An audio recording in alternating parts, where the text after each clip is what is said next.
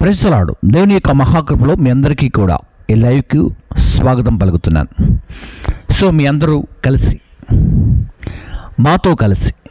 మీ అందరూ మాతో కలిసి కొన్ని విషయాలు నేర్చుకోవడానికి ఈ లైవ్ చేస్తున్నాను. ఏ విషయాలు నేర్చుకోవడానికి? పరిశుద్ధ వేద భాగం అనేటువంటి బైబిల్ గ్రంథంలో నుండి కొన్ని సత్యాలు వివరించుకోవడానికి మనము ఈ లైవ్ చేస్తున్నాం. సో అందరూ కూడా బాగున్నారు కదా? ఈ టైంలో అయితే నేనైతే చాలా బాగున్నాను. మీ అందరూ బాగుండాలని కోరుకుంటున్నాను. కాబట్టి ఈ సమయంలో మీ అందరి కొరకు కొన్ని విషయాలు స్పష్టంగా నేర్చుకోవడానికి, తెలుసుకోవడానికి మనము ఈ లైవ్ చేస్తున్నాం. యేసుక్రీస్తులోకి వచ్చిన తర్వాత ఎలా పడితే అలా సంపాదించుకోవడానికి వీల్లేదు. క్రీస్తులోకి వచ్చిన తర్వాత ఎలా బ్రతకాలి, క్రీస్తులో ఎలా జీవించాలి, క్రీస్తులో ఎలా ప్రతిదినము కూడా బ్రతకటానికి మనము సహవాసం కలిగి ఉండాలి అనే విషయాలు ఈ రోజున స్పష్టంగా నేర్చుకోబోతున్నాం. ముందుగా మరి మీ అందరికీ కూడా ఈ వీడియోకి స్వాగతం పలుకుతున్నాను. వెల్కమ్.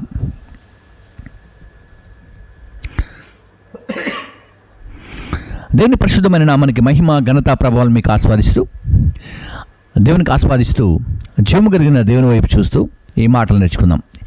ఏమీ సంపాదించకూడదు. మనము మన జీవితంలో క్రీస్తులోనికి వచ్చిన తర్వాత ఏం సంపాదించకూడదు, ఎలా సంపాదించకూడదు అనే విషయాలు స్పష్టంగా ఈరోజు నేర్చుకోవడానికి మనం ప్రయత్నం చేద్దాం.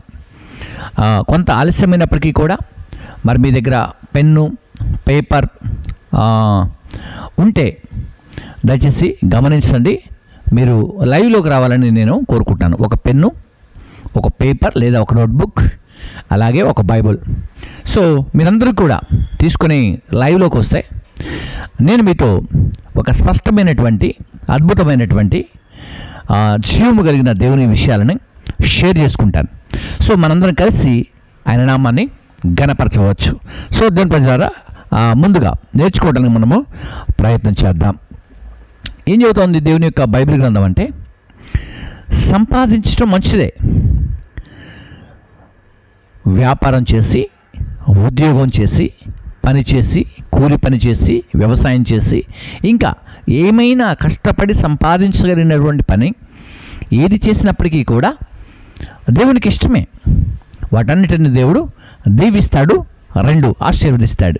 అయితే అదే టైంలో దేవుని పిల్లారా కొన్ని సంపాదించకూడనటువంటి విషయాలు కూడా మన ముందు పెట్టాడు దేవుడు. కాబట్టి ఆ విషయాల్లోనికి నేను రాబోతున్నాను. మీరందరూ కూడా స్పష్టంగా నేర్చుకుంటారని నేనైతే ఇష్టపడుతున్నాను, సంతోషిస్తున్నాను.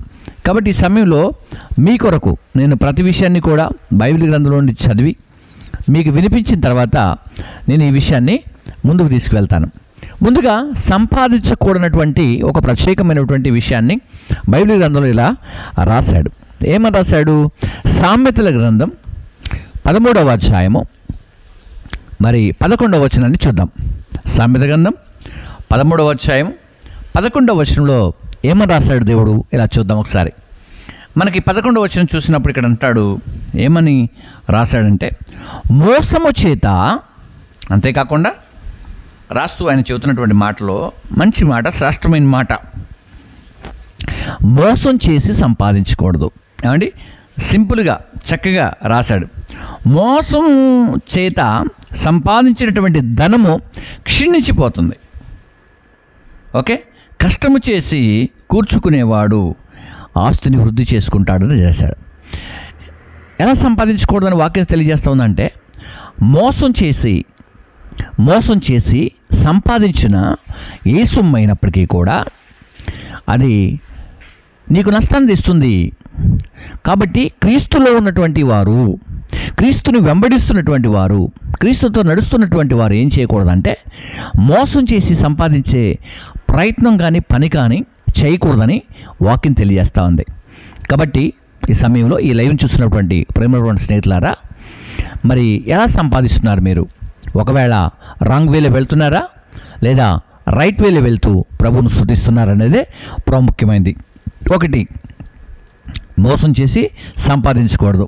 ఇక రెండవ విషయాన్ని కూడా నేను మీకు జ్ఞాపకం చేస్తాను. విస్తారమైనటువంటి ధనాన్ని సంపాదించడానికి కూడా మనం ప్రయాసపడకూడదు. విస్తారమైనటువంటి డబ్బు కొరకు ఆశపడటం అనేది కూడా మంచిది కాదు. సామెతలు 15:16 మనకు తెలియజేస్తున్నాడు దేవుని యొక్క వాక్యంలో. అలాగే దేవుని ప్రజలారా, మనము అబద్ధాలు ఆడటం అనేది కూడా వాక్యానికి విరుద్ధమైంది. ఎందుకంటే అబద్ధములకు జనకుడును దాన్ని కొనసాగించేవాడు మనకు ఒక వ్యక్తి ఉన్నాడు. కాబట్టి ఈ సమయంలో మనం ఏంటంటే అబద్ధములు ఆడటం వలన, అబద్ధములను ప్రేమించడం వలన, అబద్ధమును గనక మనము సంధి చేసుకోవటం వలన, లేకుంటే అబద్ధముతో కలిసి ప్రయాణం చేయటం వల్ల మనము మన జీవితంలో ఏం కోల్పోతాము అంటే సత్యమైనటువంటి, నిత్యమైనటువంటి, జీవము కలిగినటువంటి దేవుని యొక్క మాటలను కోల్పోతాం. అర్థమవుతుందా? అబద్ధములకు జనకుడును దాన్ని కొనసాగించేవాడు చాలా స్పీడ్గా పనిచేస్తున్నాడు. కాబట్టి అటువంటి వ్యక్తి దగ్గరికి మనం వెళ్ళినప్పుడు, అటువంటి వ్యక్తితో మనము ప్రయాణం చేసినప్పుడు ఏం జరుగుద్ది అంటే మన జీవితము అబద్ధాలమయమైపోద్ది. కాబట్టి అబద్ధము చేత ఏది సంపాదించినప్పటికీ కూడా, అబద్ధముల చేత ఏది కూడా నువ్వు కరెక్ట్గా ప్లాన్ చేసినప్పటికీ కూడా అబద్ధములకు జనకుడు దాన్ని కొనసాగించేవాడు మనకు ఒకడున్నాడు. అతను దేవునికి ఉత్తరవాది, దేవుని యొక్క పనికి ఉత్తరవాది. కాబట్టి అది దేవునికి ఇష్టము కాని పని. ఇక మరొక విషయాన్ని ఇక్కడ జ్ఞాపకం చేస్తున్నాడు. ఏం జ్ఞాపకం చేస్తున్నాడంటే న్యాయానికి విరోధంగా సంపాదించడం. ఏమండి? సో న్యాయానికి విరోధంగా సంపాదించడం అనేది కూడా దేవుని యొక్క చిత్తము కాదు దేవుని ప్రజలారా. కాబట్టి ఆయన న్యాయానికి విరోధంగా సంపాదించవద్దు అని చెబుతున్నాడు. ఇంకొక మాట ఇర్మియా 17:11 కూడా ఈ మాటను తెలియజేస్తున్నాడు. కాబట్టి ఈ రోజున అబద్ధాలాడి సంపాదిస్తున్నావా? మోసం చేసి సంపాదిస్తున్నావా? దేవుడు మోసగించి సంపాదిస్తున్నావా?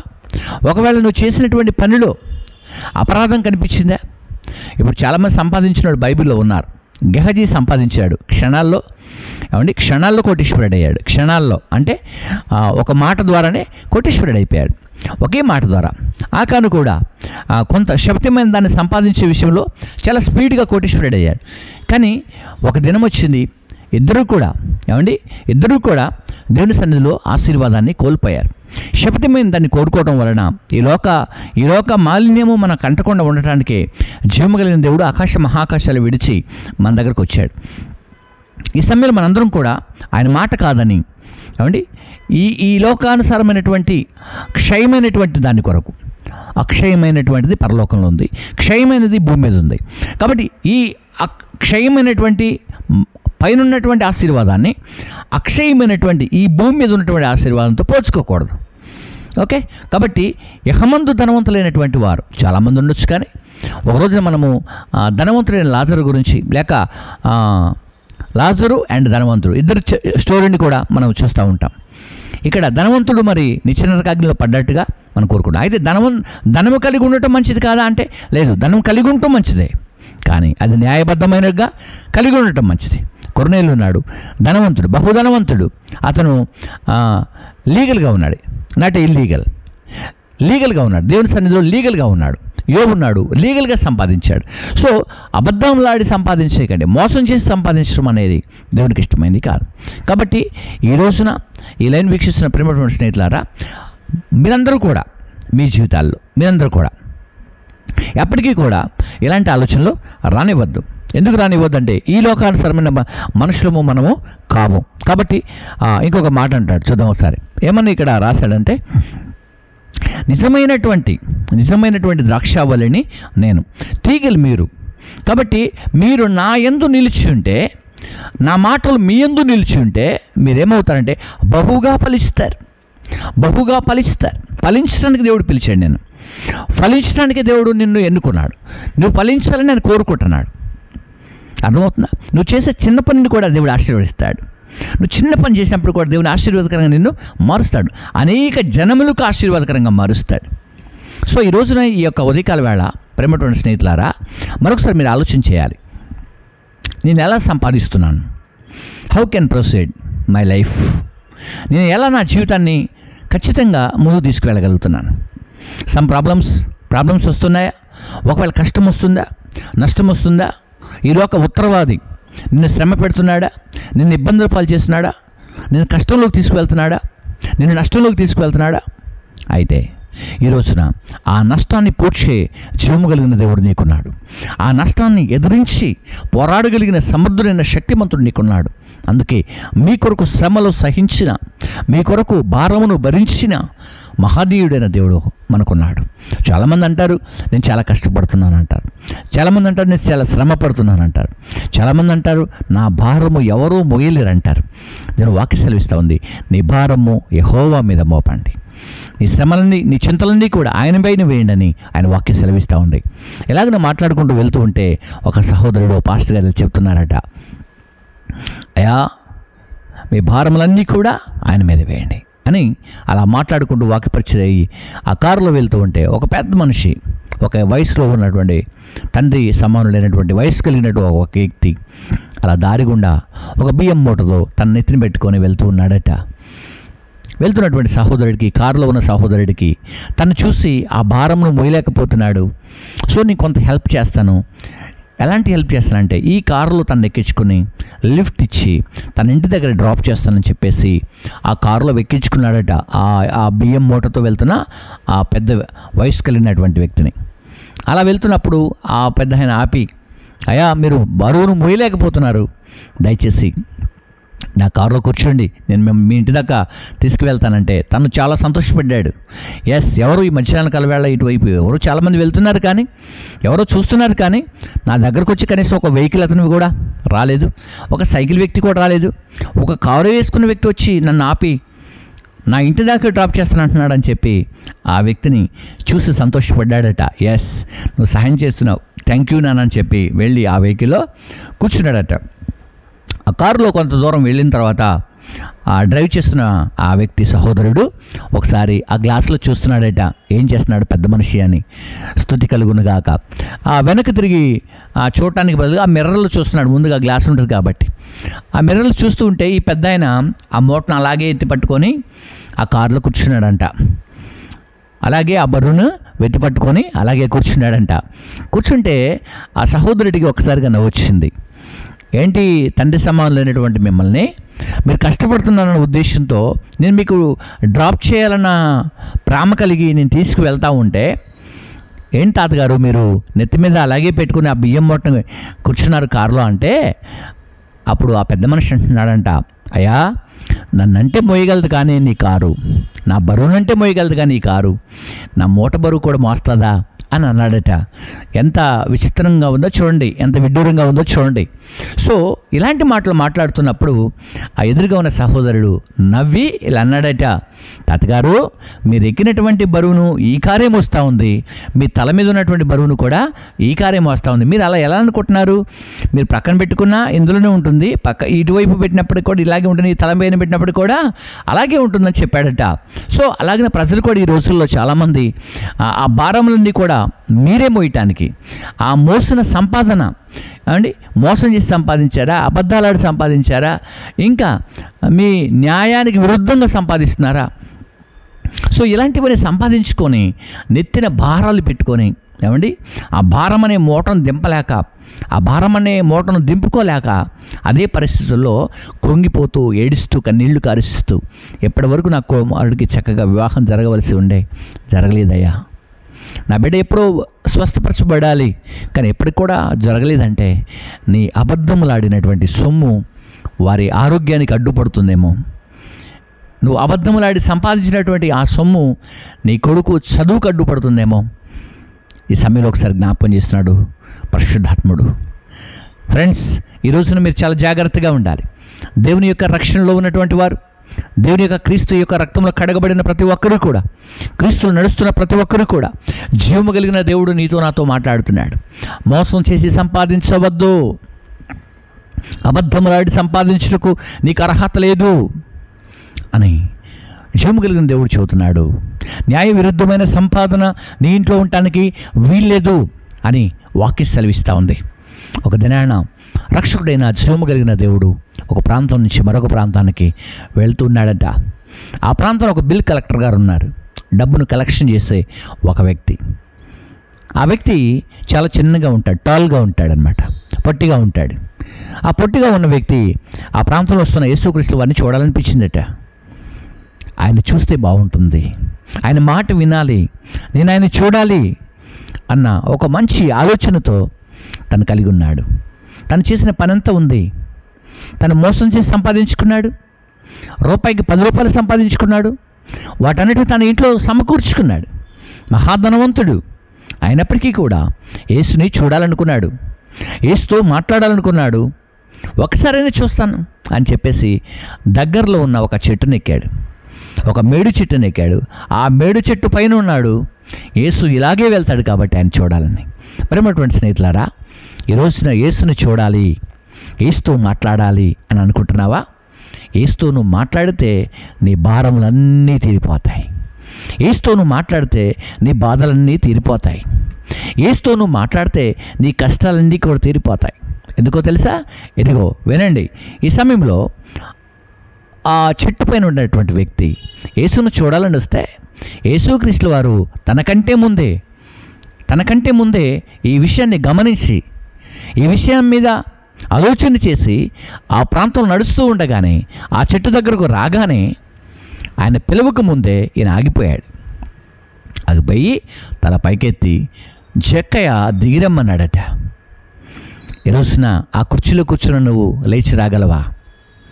ఆ వీల్ చైర్లో కూర్చున్న నువ్వు లేచి రాగలవా? ఈరోజున దేవుడు నీతోనే మాట్లాడుతున్నాడు. ఆ మోసం చేసి సంపాదించిన సొమ్ముల నుండి బయటికి రాగలవా?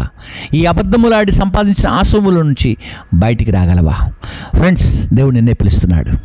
ఇదిగో ఒక పక్షవాతము కలిగిన వ్యక్తిలాగా ఉన్నావేమో, ఒక అనారోగ్య స్థితిలో ఉన్నవాడిలాగా ఉన్నావేమో, దేనికి పనికిరావని నేను అంటున్నారేమో.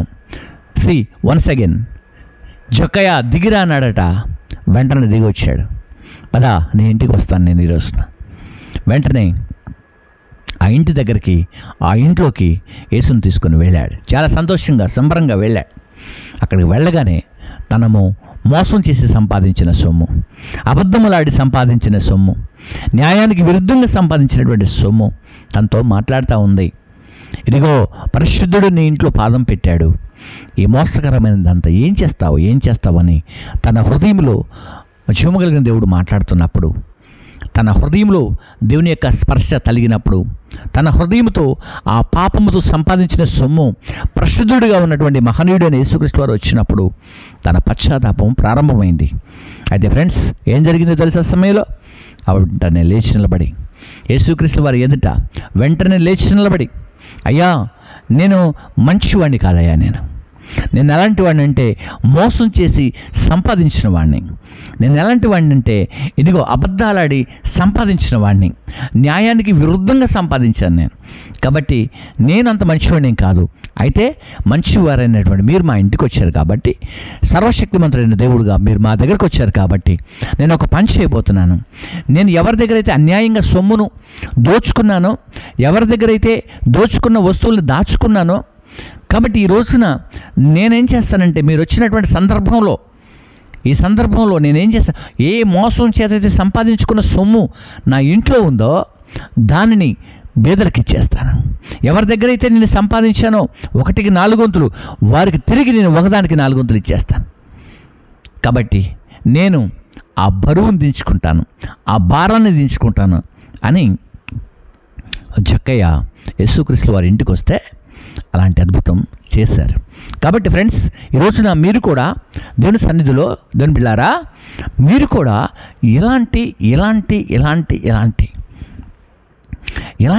ఇలాంటివి క్రీస్తులో మనకు మంచివి కావు. ఇలాంటివి క్రీస్తులో అపరాధము కలిగినవి. అఖాను కూడా అపరాధము చేసి సంపాదించాడు, గెహజీ కూడా అపరాధము చేసి సంపాదించాడు. కాబట్టి ఇవి సంపాదించుకోవడానికి మనకు టైం కాదు, కానీ మనం సంపాదించుకోవాల్సినవి మీకు ఒక వీడియో చేసి పెట్టాను. దయచేసి ఆ లైవ్ను కూడా మీరు చూడండి. మీకు అద్భుతంగా ఆ విషయాలు తెలియజేస్తాయి. ఏం సంపాదించుకోవాలి, ఎలా సంపాదించుకోవాలి, ఈ భూమి మీద మీరు ఎలా గొప్పవారుగా ఉండాలి, ఒక రోజున యేసుక్రీస్తు వారు మధ్యాకాశానికి వచ్చినప్పుడు ఎలా ఆయన దగ్గరకు వెళ్ళాలి, ఒక దినాన పరలోకానికి ఇన్విటేషన్ వచ్చినప్పుడు ఎలా ఆయన దగ్గరికి వెళ్ళాలి అనే విషయాలు మీ అందరి కొరకు వీడియోస్ ఉన్నాయి. సో దీనికి ముందు ఒక లైవ్ వీడియో చేశాను నేను.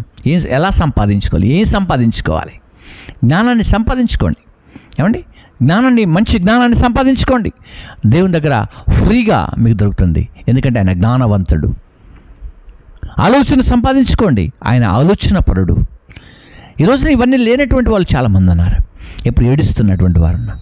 అయ్యా మేము ఏం చేయలేకపోతున్నాం, దిక్కు తోచని స్థితిలో మేమున్నాం, బట్ మీరు మమ్మల్ని జ్ఞాపకం చేసుకున్న అనేవాళ్ళు కూడా ఉన్నారు.